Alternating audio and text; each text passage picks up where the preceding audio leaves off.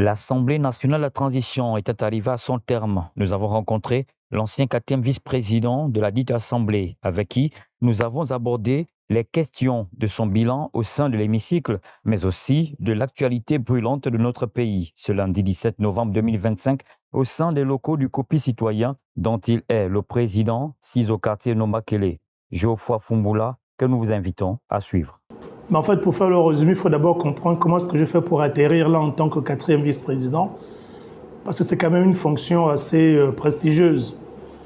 Il faut dire qu'au lendemain du coup d'État, donc le coup de libération, j'avais été nommé le 11 septembre 2023 par le président de la transition à l'époque, aujourd'hui le président de la République, le général de brigade Bruce Clotaire Oligui Nguema, en qualité de quatrième vice-président de l'Assemblée nationale de la transition, pour le compte de la société civile. C'est important de le préciser. On avait trois grandes composantes, les politiques, les militaires et la société civile. Et moi, j'y étais en tant qu'acteur de la société civile. D'ailleurs, dans le bureau de l'Assemblée nationale, j'étais le seul membre de la société civile à siéger au bureau de l'Assemblée nationale en qualité de quatrième vice-président. Et j'étais le plus jeune, donc le Benjamin, de tous les vice-présidents des institutions de la transition. Je pense que c'est une nomination qui est consécutive à ce travail civique, à cet engagement civique, que sûrement les autorités militaires de l'époque ont apprécié et ont estimé que ce travail-là, on faisait déjà avec nos mouvements COPI citoyens et autres sur le terrain, notamment à travers des requêtes en continu à la Cour constitutionnelle, pouvait présager des lendemains meilleurs pour consolider les acquis de la transition en nous envoyant justement au Parlement de la transition. Donc ça, c'est le contexte. Maintenant, comment les choses se sont passées, elles se sont très bien passées, comme vous avez pu le constater, pendant ces 2 ans de transition. Le travail du parlementaire, il faut qu'on revienne dessus parce qu'il y a beaucoup de confusion. Le travail du parlementaire est de voter les lois, consentir l'impôt, contrôler l'action du gouvernement et dernièrement évaluer les politiques publiques. Son travail n'est pas de construire des routes, de mener des actions sociales, même s'il n'en est pas indisposé ou indispensé parce que justement, en tant qu'humain, il peut également mener des actions sociales. Mais ce n'est pas son travail premier. Son travail premier, c'est sa contribution sur l'élaboration des textes. Je le dis pourquoi. Parce que notre culture a fait en sorte que dans le commun des mortels, et chez plus de 80-90% de nos citoyens, le parlementaire et le bon parlementaire est celui qui paye les ordonnances, est celui qui donne à manger, celui qui offre des cadeaux, ainsi de suite. C'est-à-dire, même s'il ne fait pas ce pourquoi il est parlementaire, donc voter des lois et autres, ce n'est pas grave. Mais tant qu'il peut nous payer un verre en passant, il peut payer une ordonnance, pour nous, c'est cela le vrai parlementaire. Vous avez demandé comment ça s'est passé, mais moi, j'avais pour mission en tant qu'acteur civique de travailler dans le sens de dépolitiser la fonction du parlementaire pour donner un caractère plus citoyen au parlementaire en mettant en avant le rôle réel que le parlementaire doit jouer au Parlement. En ce sens, sur les propositions de loi, 8 ou 10 propositions de loi adoptées par l'Assemblée nationale de la transition, j'en ai fait 3. Une loi pour les personnes vivant avec un handicap, une loi pour la protection des défenseurs des droits humains que nous sommes, et la troisième là portait sur l'organisation et la création des ONG au Gabon. C'est ça le travail du parlementaire. À défaut d'examiner les projets de loi, mais de faire aussi des propositions de loi. Et je pense que pendant la législature de la transition, nous étions, je pense, 4 à faire des propositions de loi. Et je pense en avoir je pense en avoir fait quand même en nombre assez conséquent, 3 propositions de loi sur 8 ou 10. Vous pouvez imaginer le ratio que ça fait. Est-ce qu'honorable, le motif qui amène le président de la République à faire le coup d'État, c'est qu'on a des élections tronquées, on a des institutions qui ne fonctionnent pas bien et qu'il fallait les restaurer. D'abord, est-ce qu'au sortir de votre législature. Est-ce que aujourd'hui, même si on ne peut pas dire que tout est déjà parfait, est-ce qu'aujourd'hui, on peut avoir le sentiment qu'à l'Assemblée nationale, il y a eu un travail qui a été fait, il y a un début de restauration et qui a pu se faire au sein de cet hémicycle? Oui, mais un début qui est considérable. Pour moi, les institutions ont été restaurées. Elles ont été restaurées. Elles ne sont pas parfaites, parce qu'il n'y a aucune institution au monde qui est parfaite, même aux États-Unis. On continue de parfaire. Mais il faut dire qu'on a fait un bond qualitatif quand même en matière de restauration des institutions. Je m'explique. Les institutions dont il était question n'étaient pas la restauration des institutions de la transition. Parce qu'il y a beaucoup de confusion. Des compatriotes, quand ils vous disent que les institutions n'ont pas été restaurées, posent leur fondement, posent leur constat uniquement sur les organisations, les institutions de la transition. Oui, mais comment se fait-il que vous dites que les institutions ont été restaurées alors qu'à l'Assemblée nationale de la transition, on a encore les mêmes visages? Non. Le Parlement de la transition avait pour mission de préparer les institutions de la République. Et ce sont ces institutions, pour parfaire la transition, qui devaient être animées par les personnes choisies par les citoyens gabonais à la faveur du vote. C'est ça le contexte.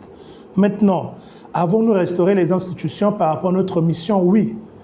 Institution exécutive, nous avons aujourd'hui un nouveau régime qui est présidentiel. Aujourd'hui, les ministres, contrairement à avant, peuvent se faire auditionner par les parlementaires, mais en plus de ce qui se faisait déjà de façon classique, les parlementaires peuvent émettre directement des avis sur les compétences de gestion de X ou Y ministre directement au président. Pas pour inviter le président à démettre ce ministre, mais pour permettre au président d'avoir, in fine, un avis sur la performance des membres de son gouvernement, surtout qu'en plus d'être président, il a la qualité de chef du gouvernement. Ça, c'est un élément de restauration des institutions, notamment au niveau de l'exécutif. Au niveau du législatif, vous savez que depuis les années 90, et même bien avant, le parlementaire qui était exclu de son parti politique, perdait de facto son mandat en tant que parlementaire. Or, dans le cas de la restauration, nous, Parlement de la transition, nous avons fait sauter ce verrou. Donc, un élu qui perd son mandat, qui est exclu de son parti, ne perd plus son mandat. Il demeure jusqu'à la fin du mandat, mais cette fois-ci en qualité d'indépendant, et il a interdiction d'adhérer dans un parti politique jusqu'à la fin de son mandat. Donc, regarde, c'est un élément de restauration de l'institution pouvoir législatif. Le pouvoir qui a été le plus restauré, c'est le pouvoir judiciaire. Parce que le Parlement de la transition, à travers la loi et appuyé par le vote du peuple lors du référendum, a fait en sorte que dorénavant, les magistrats du siège aient l'inamovibilité des magistrats du siège. Cette inamovibilité, ils ne l'avaient pas. Ils l'ont aujourd'hui. L'autonomie des juridictions a été accordée à toutes les juridictions dans la nouvelle constitution. La seule juridiction qui avait l'autonomie financière, c'était la Cour constitutionnelle en 2018. Or là, aujourd'hui, cette nouvelle constitution, la restauration, donne cela à toutes les juridictions. Chose que les juridictions n'ont jamais eu depuis que le Gabon est Gabon. À côté, on a le retour de la vice-présidence du Conseil supérieur de la magistrature aux juridictions de façon rotative. Vous savez que depuis plus de 30 ans, c'est le ministre de la Justice qui siégeait en qualité de vice-président du Conseil supérieur de la magistrature après le président de la République. Mais aujourd'hui, dans le cas de la restauration, il s'agira maintenant de façon rotative que les présidents des différentes juridictions puissent siéger comme vice-présidents. Voilà la restauration des institutions conformément au mandat qui a été confié au Parlement de la transition que nous sommes. La question que vous dites, et la question qu'on doit tous maintenant se poser, est-ce qu'il y a eu, pour que ces institutions puissent exprimer et démontrer cette restauration, est-ce qu'il y a eu une restauration des mentalités? Parce qu'on peut avoir les plus belles institutions comme on les offre aujourd'hui à travers la nouvelle constitution, mais si les mentalités à côté ne sont pas restaurées, ça ne sert à rien. Mais la première mentalité, c'est le citoyen. Le même citoyen qui en 2023, jusqu'en 2023, se plaignait des mêmes visages. Est-ce que la mentalité de ce citoyen a été restaurée? Quand on se rend compte que plus de 70 ou 80% des institutions les institutions de la République restaurée sont composées par majoritairement les mêmes visages que le peuple rejetait en 2023. C'est ça la réponse. Non, on pense que la mentalité n'a pas été restaurée. Quand on a vu la façon avec laquelle la campagne a été menée par ces mêmes visages, est-ce qu'on pense que ces acteurs politiques-là ont aussi restauré leur mentalité? On dira non, parce que ce sont les mêmes pratiques que nous avons constatées en 2023 pour cette élection. Ce qui vient à dire que nous, au niveau du Parlement de la transition, nous avons fait notre travail, nous avons restauré les institutions. Malheureusement, nous n'avons pas été accompagnés dans ce travail par la population qui a refusé de restaurer sa mentalité, par les acteurs politiques qui ont refusé de restaurer leur mentalité en gardant les mêmes pratiques. La population, on va majoritairement voter si on paye. En contrepartie, les acteurs politiques, on est sûr d'être élus si on paye cette population. Donc, on espère bien qu'ils vont corriger le tir, qu'il y aura un changement de mentalité pendant les 5 ans à venir pour qu'on puisse apprécier l'effectivité de cette restauration-là. Là, nous avons également, il y a une question qui me vient à l'esprit. Vous avez touché presque toutes les institutions, mais il y a une institution qui existait, mais qui aujourd'hui, le constat est qu'elle semble ne plus exister, c'est le CND. Quelle est la situation du CND à ce jour? Le CND, pour moi, même si, on va dire du point de vue constitutionnel, le CND n'y est pas, mais moi, j'ai toujours milité, et ceux qui ont suivi les débats, pour le maintien du CND. Pourquoi? Parce qu'on a en vérité, on a deux grands organes. On a le Conseil national de la démocratie, qui est la maison des acteurs politiques. On a le Conseil économique et social, qui est la maison des acteurs de la société civile. Et logiquement, lorsque le Parlement, Sénat ou Assemblée nationale, même l'exécutif, se prononce sur un texte législatif, pour les questions qui sont d'ordre politique, les textes à portée politique, ils doivent logiquement recueillir l'avis du CND. Et pour les textes à portée sociale, économique, culturelle, et j'en passe, ils doivent recueillir l'avis du Conseil économique et social. Ce qui fait que ces textes-là, après avoir recueilli l'avis des différents organes compétents, quand ils arrivent au niveau de la représentation du peuple, avant d'être adoptés, la représentation du peuple a tous les avis. Que pensent les politiques sur ce texte politique? Que pensent les acteurs civiques sur ce texte à portée sociale? Malheureusement, le CND, du point de vue constitutionnel, n'y est pas, mais il est régi par une loi organique. Est-ce que le CND va demeurer? Je pense, pour ma part, qu'il a toute sa place. Maintenant, on verra la suite. Quelle sera la suite? Le Conseil national de la démocratie, mais pour moi, le CND a tout son sens. Ce n'est pas parce que l'organe est très mal géré ou bien, voilà, qu'on va dire que l'organe n'a plus de sens. On suit tous certains procès, on voit qu'il y a beaucoup de grèves qui sont faites sur l'institution président de la République et l'administration présidence de la République. Mais ce n'est pas pour autant qu'on va dire qu'un pays va fonctionner sans président de la République et sans présidence de la République. Pareil pour l'Assemblée ou le Sénat, où j'en passe. Le fait que des organes aient été mal gérés ne sous-entend pas que ces organes-là n'ont pas de sens, n'ont pas lieu d'être. Moi, je continue de dire que le CND a sa place. Et il faut simplement travailler dans le sens de la restructuration de cet organe, mais pas dans le sens de la suppression de cet organe-là. Et vous, pendant cette législature, pendant la transition, est-ce que vous avez essayé de discuter avec vos collègues au sein de l'hémicycle? Oui, mais je pense que beaucoup n'étaient pas tant contre le maintien du CND. Beaucoup n'étaient pas, surtout les acteurs politiques. Mais ils étaient peut-être surpris de voir un acteur de la société civile, que je suis, soutenir l'existence du CND avec force et vigueur. Mais je ne le faisais pas parce que j'étais intéressé par les questions. Je l'ai fait parce que j'estime, comme je l'ai dit, en tant qu'acteur civique, nous avons déjà notre maison qui est le Conseil économique et social. En tant qu'acteurs politiques, ils doivent également avoir leur maison pour donner des avis avant que sur les textes qui concernent chacun des domaines. nous avons eu une élection qui s'est déroulée, vous l'avez peut-être un peu mentionné légèrement plus haut, avec beaucoup de remous. Alors aujourd'hui, vous n'êtes pas député. Quel est le sentiment qui reste dans le cœur de l'honorable Fumola au sortir de cette élection législative et sénatoriale? Bon, en fait, moi, c'est un sentiment d'encouragement.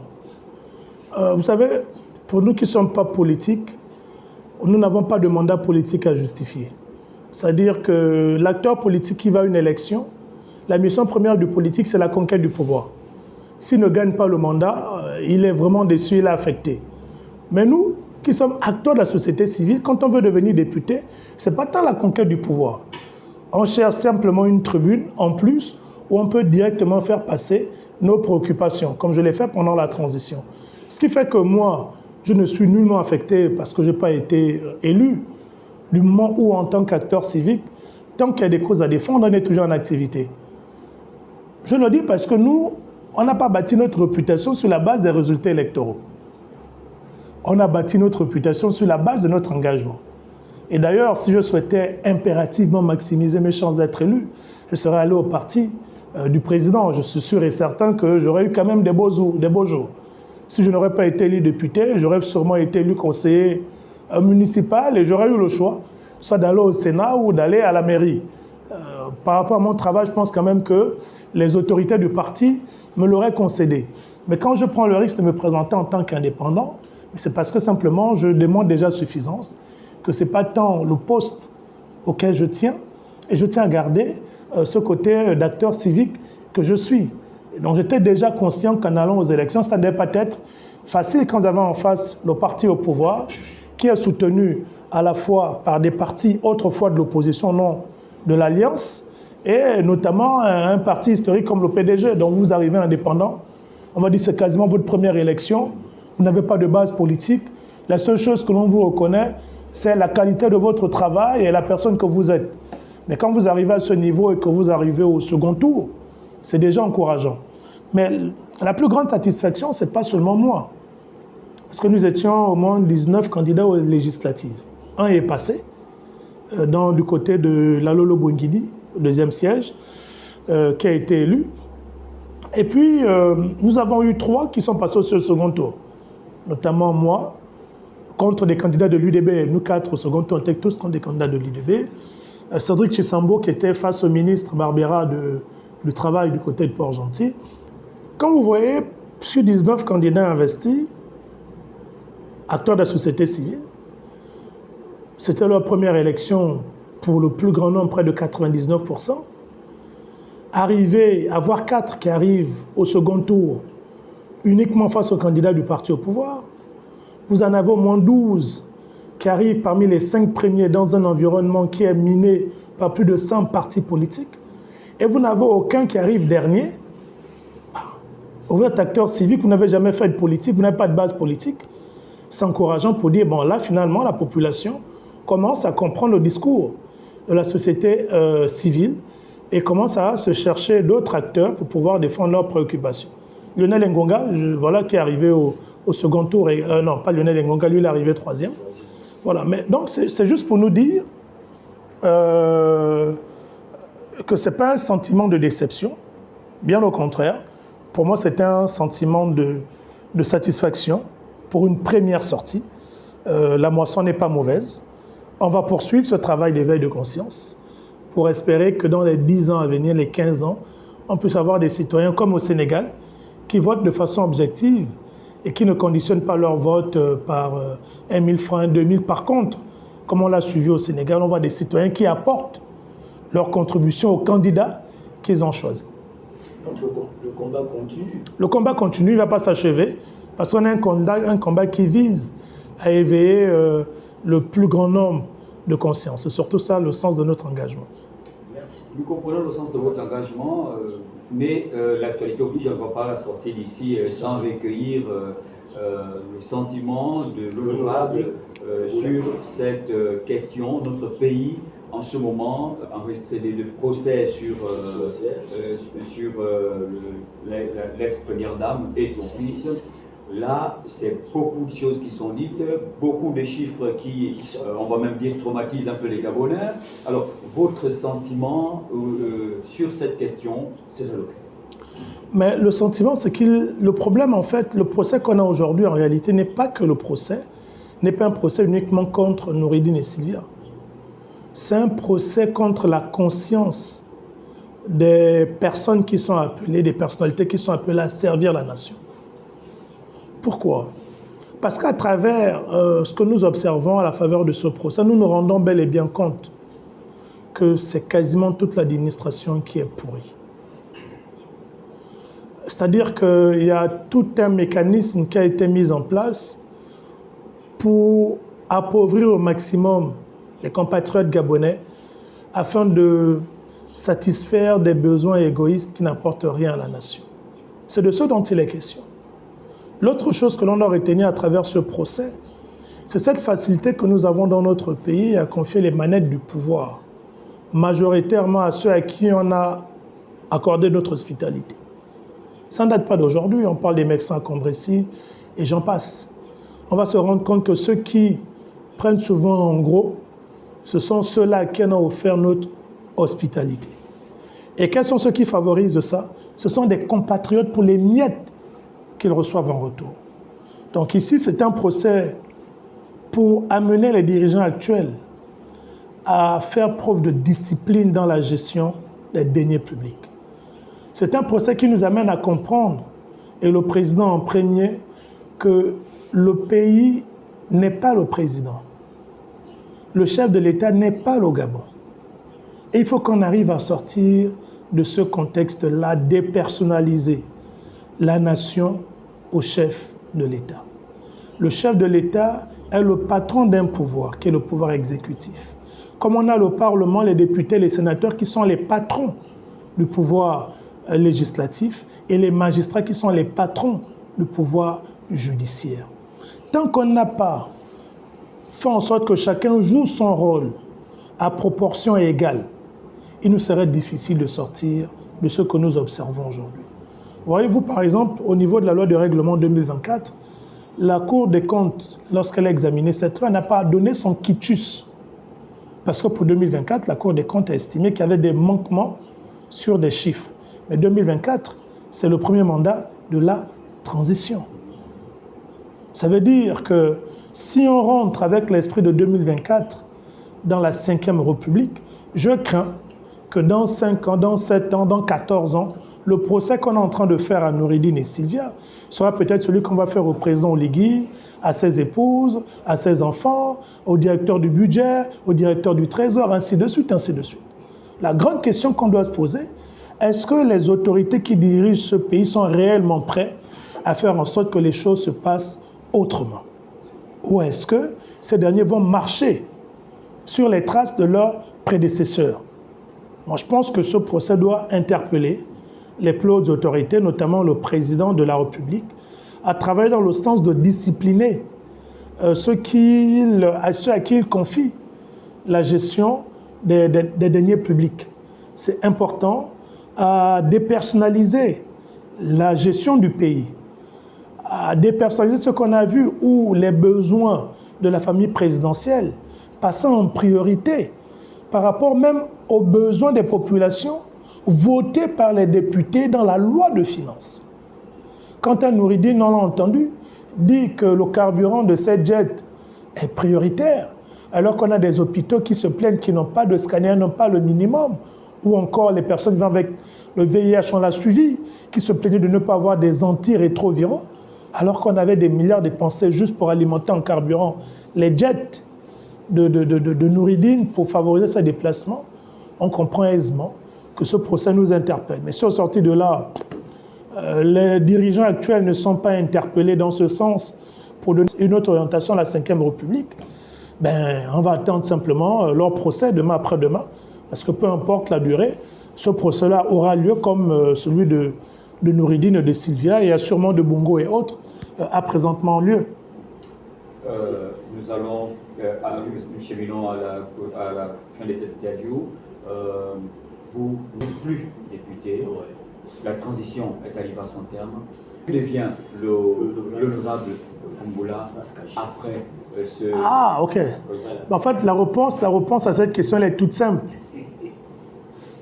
Qu'était l'honorable Fumbola avant le début de la transition? Si vous avez la réponse à ça, c'est que vous avez la réponse à votre question. Parce que qui était-il avant le début de la transition? Il était l'acteur civique qui a des causes à défendre, qui est engagé sur le chemin de l'éveil des consciences, de la pédagogie.